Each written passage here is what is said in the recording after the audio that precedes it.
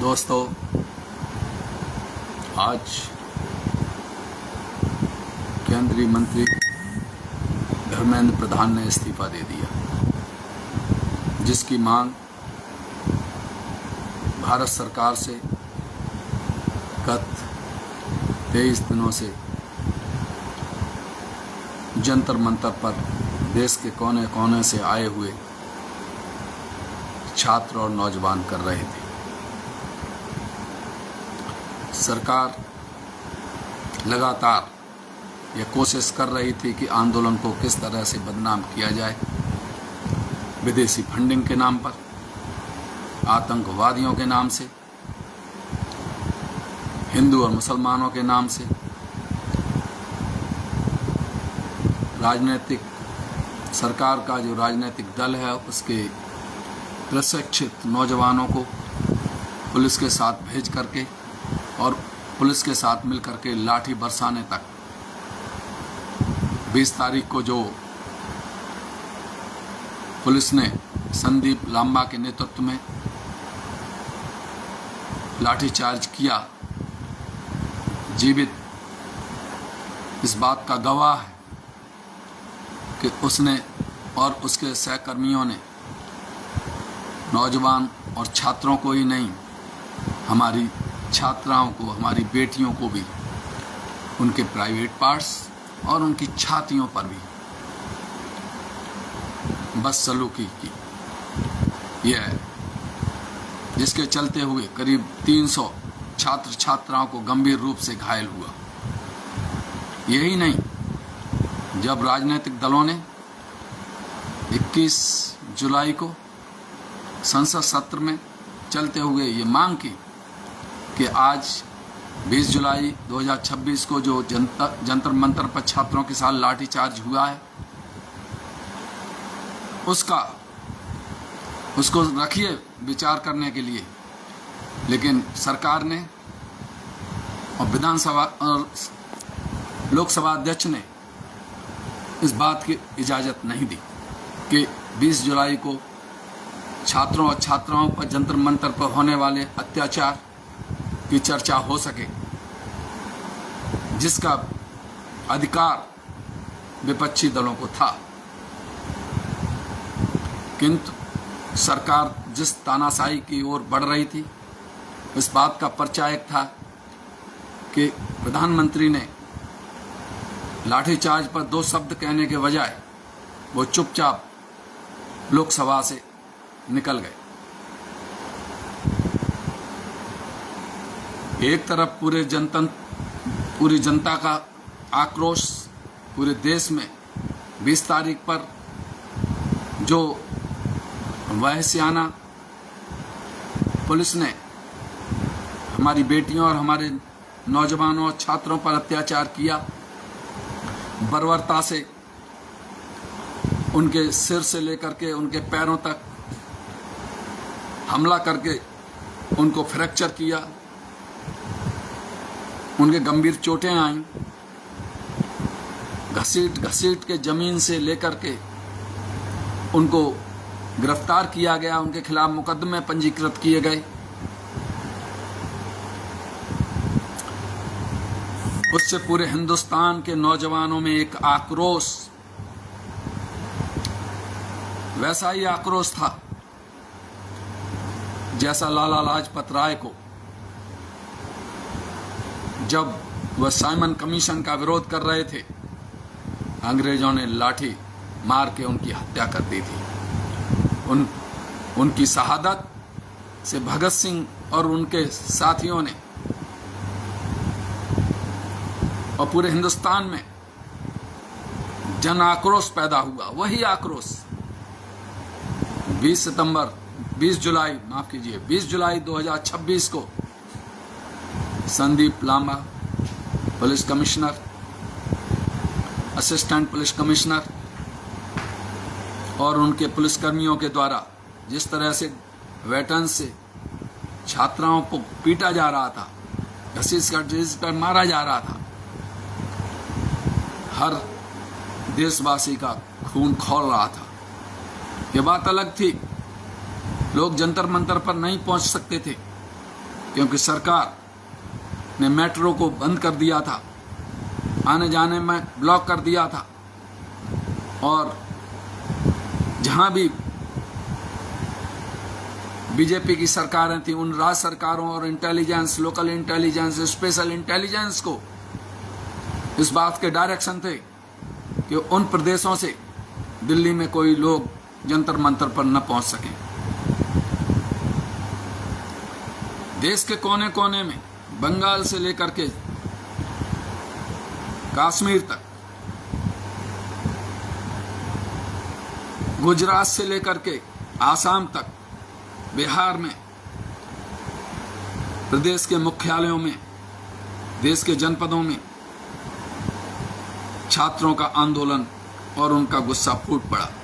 किसान अधिवक्ताओं ने, सुप्रीम कोर्ट के अधिवक्ताओं ने, उच्च न्यायालय के अधिवक्ताओं ने, प्रदेश के अधिवक्ताओं ने, देश के संपूर्ण अधिवक्ता वर्ग ने 20 जुलाई 2026 को सरकार के प्रायोजित पुलिस द्वारा दमन की घोर शब्दों में निंदा की और खुल करके छात्रों का समर्थन किया। जब चट्टान की तरह से विपक्ष लोकशाही को बचाने के लिए छात्र आंदोलन के साथ खड़ा था, और जब संसद में उनको 20 जुलाई के छात्रों पर होने वाले दमन के खिलाफ बोलने नहीं दिया गया, चर्चा में विषय नहीं रखा गया, और प्रधानमंत्री वहां से संसद से निकलकर बाहर चले गए, तो पूरे विपक्ष ने यह तय किया कि संसद पर नहीं, अब मोदी सरकार से, मोदी के दरवाजे पर फैसला होगा। और रात के 12 बजे के बीच में संपूर्ण विपक्ष, वामपंथी दल, कांग्रेस, समाजवादी पार्टी, शिवसेना आदि समस्त विपक्षी दलों के लोग और उनके सांसद प्रधानमंत्री के घर पर धरना दे बैठे, जिससे बौखला करके, जिस वहशियाना तरीके से विपक्ष के नेता श्री राहुल गांधी और सांसदों को पुलिस द्वारा बर्बरता से गिरफ्तार किया गया, उनके चोटें आईं, वह अभी यह बताने के लिए काफी है कि तुम लोकतंत्र में नहीं, तानाशाही में यकीन करते हो। तुम से मतलब मेरा भारत सरकार से है, मेरा मतलब अमित शाह और मोदी से है, जिनके चलते हुए, जिनके नीतियों के चलते हुए, जिनके व्यवहार के चलते हुए, जिनके आचरण के चलते हुए छात्रों के, नौजवानों के मांगों को सहानुभूतिपूर्वक विचार न करके दमन का रास्ता अख्तियार कर रहे थे। लोग आपसे मांग कर रहे हैं कि आप शिक्षा में और पेपर्स में होने वाली गड़बड़ी के खिलाफ जिम्मेदार धर्मेंद्र प्रधान का इस्तीफा दो, तो कौन सी बड़ी बात हो जाती। इससे पहले भी कांग्रेस सरकार के जमाने में एक रेल घटना हुई थी बिहार में। तत्कालीन मंत्री लाल बहादुर शास्त्री ने अपनी जिम्मेदारी लेते हुए इस्तीफा दे दिया था, पर आपके शिक्षा मंत्री कहते हैं हमारे यहाँ इस्तीफा नहीं दिया जाता। क्यों नहीं दिया जाता? जो सरकार को चुनने वाले लोग जिस विश्वास और आस्था के साथ आपको चुन करके उन उद्देश्यों और लक्ष्यों के लिए, जिनकी कस्में आपने चुनाव के दौरान और वोट लेने के लिए कही थी, वायदा किए थे कि हम 2 करोड़ रोजगार देंगे प्रतिवर्ष, ये आपने वायदा किया था। अरे रोजगार तो तभी दोगे ना जबकि परीक्षाएं होंगी लोगों की और वो पास होंगे। आप लगातार पेपर लीक, जिनमें राजनीतिक रूप से आपके बीजेपी के ही लोग निशाने पर हैं, कि उन्हीं के द्वारा षड्यंत्र करके पेपर लीक कराए जाते रहे हैं, लेकिन आप हर बात को ठंडे वस्ते में डाल करके सबका साथ और सबका विकास का फर्जी नारा लगा करके लंबे समय तक आप गुमराह नहीं कर सकते। यह देश महात्मा गांधी का देश है। यह देश सरदार भगत सिंह, अशफाकुल्लाह, राम प्रसाद बिस्मिल, महात्मा गांधी का देश है। यह सुभाष चंद्र बोस का देश है। अंग्रेज हुकूमत को उखाड़ फेंकने के लिए सैकड़ों नौजवानों ने माफी मांगना नहीं, मैदान से भागना नहीं, फांसी के तख्ते को चूमना बेहतर समझा। और गत दिनों में जो जंतर मंतर पर प्रदर्शन छात्रों ने किया, जिस बहादुरी से मुकाबला करते हुए सरकार की पुलिस की लाठियों को, जब वो भांज रहे थे लाठियां, तो नौजवान कह रहे थे लाठियों से नहीं गोलियां मारो, हम गोलियां खाएंगे। विजुअल्स कह रहे थे, नौजवान कह रहे थे मारो, कितना मारोगे, जितना दम है उससे मारो, लेकिन हम भागने वाले नहीं। ये जज्बा हिंदुस्तान के नौजवानों में कहां से आया? ये जज्बा हिंदुस्तान के नौजवानों में, हिंदुस्तान के आजादी के आंदोलन में हमारे बलिदानों से आया है, हमारे देशभक्त शहीदों से आया है। ये भगत सिंह का बलिदान हमें प्रेरणा देता है, हमें अशफाकुल्लाह का बलिदान हमें प्रेरणा देता है, हमें चंद्रशेखर आजाद का बलिदान प्रेरणा देता है। जब वो गिरफ्तार हुए थे तो 15 साल के नौजवान थे। उनसे कहा कि तुम्हारा नाम क्या है? उन्होंने कहा हमारा नाम आजाद है। तुम्हारा गांव कहां पर है? कि हम आजाद गांव है। तो ये है हमारी परंपरा, हमारे देश के नौजवानों और शहीदों की परंपरा, जिसका प्रदर्शन हमारे छात्रों ने, देश के इस छात्र आंदोलन ने, ये परंपरा है कि 21 दिन 22 दिन तक नेहा बोरा और उनके साथी मनीष सोनम बांगचू ने भूख हड़ताल करके प्रदर्शित किया। ये महात्मा गांधी का आदर्श है। आपका आदर्श महात्मा गांधी नहीं है। आप महात्मा गांधी की तो आपके हत्यारे,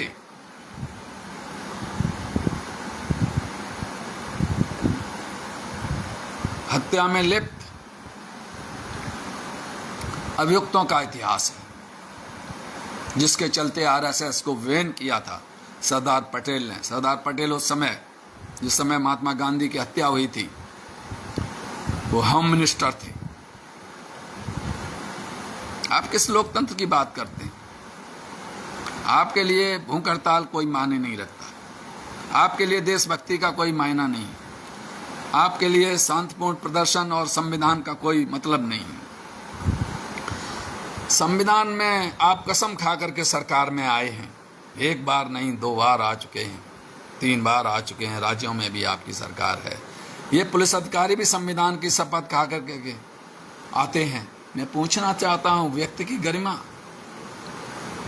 यही व्यक्ति की गरिमा है क्या? संविधान के प्रस्तावना में लिखी हुई है कि हम व्यक्ति की गरिमा, व्यक्ति की उपासना, व्यक्ति की अभिव्यक्ति की आजादी, धार्मिक उपासना, धार्मिक भावना की समानता और व्यक्ति की गरिमा को अक्षुण्ण बनाए रखेंगे और राष्ट्र को एक बनाए रखेंगे। यही आपका विकल्प है, यही आपका सोच है? बिल्कुल नहीं। आपको संविधान नहीं, आपको संविधान में आस्था नहीं है, आपको मुसोलिनी और हिटलर के आदर्शों में आस्था है। इसीलिए आपका जो मातृ संगठन है, उस मातृ संगठन के निर्देशों से आप गाइडेड हैं। मैं पूछना चाहता हूं, आप बताइए कि वो कौन से नौजवान थे जो लाठियां सिविल वर्दी में थे, और जो पुलिस के साथ छात्रों पर, बेकसूर छात्रों पर शांतिपूर्ण प्रदर्शन पर लाठियां भाज रहे थे, वो कौन थे?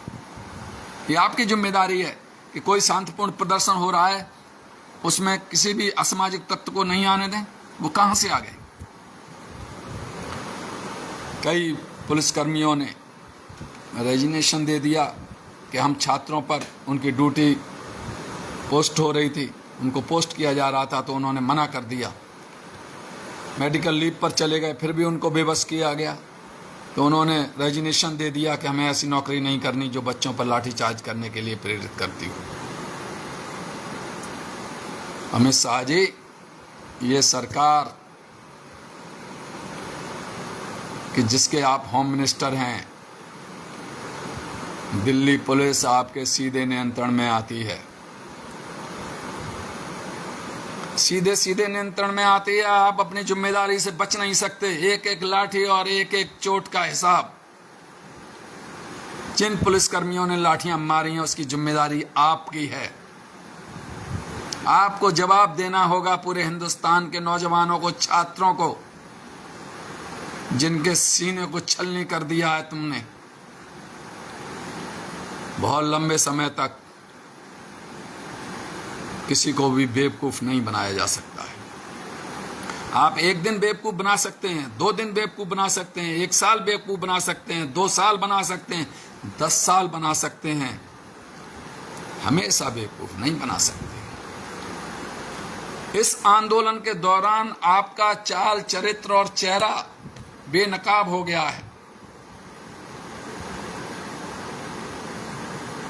आपने अघोषित इमरजेंसी लगा रखी है।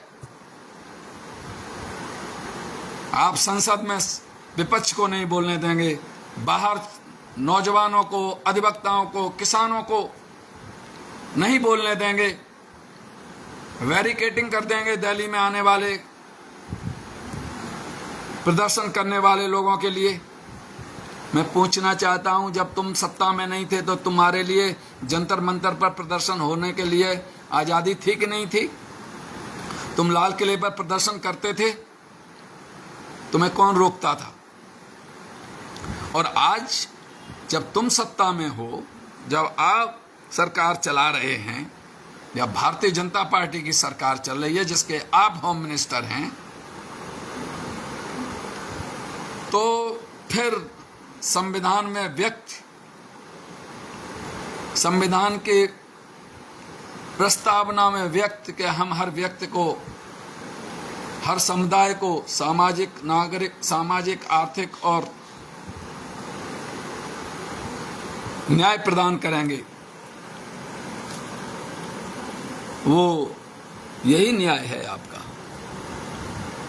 यही समानता, यही समता, यही आपका जो आपने जंतर मंतर पर और अन्य प्रदेशों में होने वाले प्रदर्शनों के साथ बदसलूकी की है आपकी पुलिस ने, यही है। बेगूसराय में आपने प्रदर्शन करने वाले छात्रों पर गोलियां चलवाई हैं। आप होम मिनिस्टर पूरे हिंदुस्तान के हैं, जहां भी आंदोलन के साथ पुलिस ने गोलियां चलाई हैं और जहां भी लोगों को गंभीर चोटें आई हैं, उसकी जिम्मेदारी आपकी है। आपने तो अंग्रेजों को भी पीछे छोड़ दिया। अंग्रेजों ने के खिलाफ जब राष्ट्रीय आंदोलन, आजादी का राष्ट्रीय आंदोलन चल रहा था, तब अंग्रेजों ने भी कांग्रेस और दूसरे नेताओं को गोलमेज कॉन्फ्रेंस में इंग्लैंड बुला करके चर्चा की थी। आप क्या कर रहे थे 20 दिनों से? आप सोच रहे थे कि इस आंदोलन को हम बदनाम करेंगे। पहले कहेंगे ये विदेशों से फंडिंग आ रही है, फिर कहेंगे इसमें मुसलमान आ गए हैं, मुसलमान खाना खिला रहे हैं, फिर कहेंगे लंगर से आ रही है, लंगर वाले हमको, पंजाबी लोग, पंजाब के सिख भड़का रहे हैं। सारे दम लगाने के बाद आप ये समझ गए कि लोगों में वही जज्बा है जो जज्बा मादरे वतन की आज़ादी के लिए लड़ते हुए फांसी के तख्ते को चूमने के लिए राम प्रसाद बिस्मिल में था कि शहीदों की मज़ारों पर लगेंगे हर बरस मेले, वतन पे मरने वालों का यही बाकी निशान होगा। यही राम प्रसाद बिस्मिल के कि देखना है जोर कितना बाजुए कातिल में है, सरफरोशी की तमन्ना अब हमारे दिल में है। जब नौजवानों को आपकी पुलिस लाठियां भांज रही थी, ये विजुअल्स बताते हैं कि हमारे बच्चों ने सीना तान करके पुलिस की लाठियों को अपने सीने पर लिया, एक भी लाठी उन्होंने अपनी पीठ पर नहीं ली। ये जज्बा उनका भगत सिंह के बलिदानों का जज्बा था, ये राम प्रसाद बिस्मिल और अशफाकुल्लाह के बलिदानों का जज्बा था, यशवंत चंद्र बोस के बलिदानों का जज्बा था, जो आज देश की आज़ादी के उपरांत भी उनको प्रेरित कर रहा था जुल्म और अत्याचार के खिलाफ भारत सरकार की पुलिस के दमन के मुकाबला करने के लिए। आज हम आज़ादी के साथ पूरा हिंदुस्तान के छात्र, नौजवान, विद्यार्थी, कर्मचारी, किसान गर्व के साथ कह सकते हैं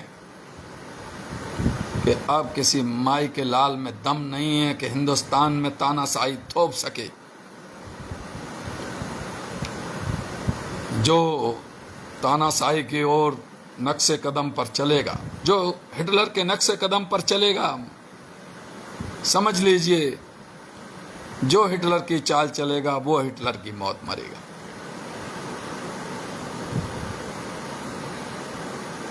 मैं आपसे, आपकी सरकार से और उन दोस्तों से जो गुमराह होकर के आपके भ्रामक नारों में धर्मांध हो गए हैं, उनसे यही अपील करूंगा कि वक्त रहने दे, बता देंगे तुम्हें हम आसमां, हम अभी से क्या बताएं क्या हमारे दिल में। इस लोकशाही को, इस जनतंत्र को, देश की आज़ादी और जमहूरियत को बनाए रखने की जिम्मेदारी हिंदुस्तान के हर नागरिक की है, उसमें आपकी भी भागीदारी है। लेकिन सरकार में आने के बाद जिस नक्शे कदम पर आपकी सरकार और आप चल रहे हैं, आप भूल गए हैं कि तानाशाह निजाम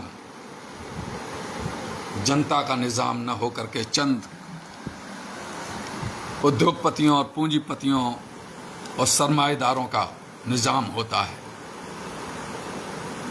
वह सबका साथ और सबका विकास नहीं करता। ये लफ्फाजी भरे नारे, जनता को गुमराह करने वाले नारे हैं। वह कुछ चंद मुट्ठी भर लोगों के लिए काम कर रहा है और बच्चा बच्चा हिंदुस्तान का जानता है कि मोदी सरकार सिर्फ अडानी, अंबानी और चंद पूंजीपति घरानों के लिए काम कर रही है।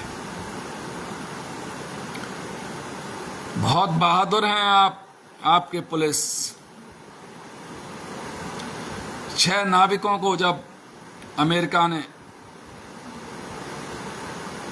जल डमरू मध्य में भारत का जहाज आ रहा था, शहीद कर दिया, आपकी एक शब्द भी बोलने की हिम्मत नहीं हुई। कई बार ट्रंप ने कहा कि हम मोदी की राजनीति को खत्म कर देंगे।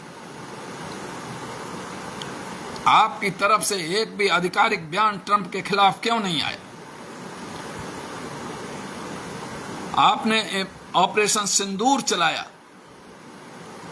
अगर आप बहादुर थे तो टाल ठोंक करके कह सकते थे, जब ट्रंप बार बार ये चिल्ला रहा था, बार बार ये कह रहा था, बार बार हिंदुस्तान की संप्रभुता को चुनौती दे रहा था कि ये पाकिस्तान और हिंदुस्तान के बीच में जो युद्ध है वो हमने रुकवाया है। आपने एक शब्द भी ये नहीं कहा कि ये ट्रंप या हमारे विदेश मंत्रालय ने नहीं कहा कि ये आधिकारिक बयान नहीं आया भारत सरकार से कि ये ट्रंप झूठ बोल रहा है।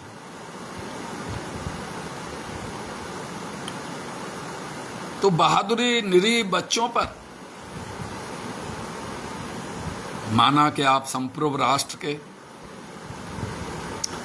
सरकार के सिंहासन पर बैठे हुए हैं, लेकिन आपका कामकाज, आपकी नीतियां, आपका आचरण संविधान तय करेगा। संविधान से इधर उधर आप न हिल सकते हैं न चल सकते हैं, और संविधान का से इधर उधर चलने का मतलब है, संविधान का अतिक्रमण करने का मतलब है कि आप तानाशाही निजाम को थोप देना चाहते हैं। आज हमारा सीना गर्व से चौड़ा हो गया है, हर भारतवासी का सीना गर्व से चौड़ा हो गया है। जिस लोकशाही को आप अपने पैरों तले रौंद रहे थे, नौजवानों ने उस लोकशाही को पुनः स्थापित करके ये बता दिया है कि हिंदुस्तान में तानाशाह और तानाशाही नहीं चलेगी।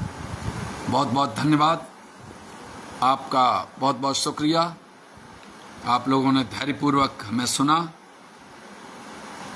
आपका हम हृदय से स्वागत करते हैं, और उन तमाम नौजवानों को, उन तमाम किसानों को, अपने अधिवक्ता बंधुओं को जिन्होंने उच्च न्यायालय और सुप्रीम कोर्ट और अन्य न्यायालयों में समर्थन दे करके इस लोकशाही को जिंदा रखने के आंदोलन में सहभागिता की है, मैं अपने हृदय से आभार व्यक्त करता हूं। और पुनः दो पंक्तियां कह करके कि कौन कहता है कि आकाश में सुराख नहीं होता, कौन कहता है कि इस आकाश में सुराख नहीं होता, एक पत्थर तो तबीयत से उछालो यारो। धन्यवाद।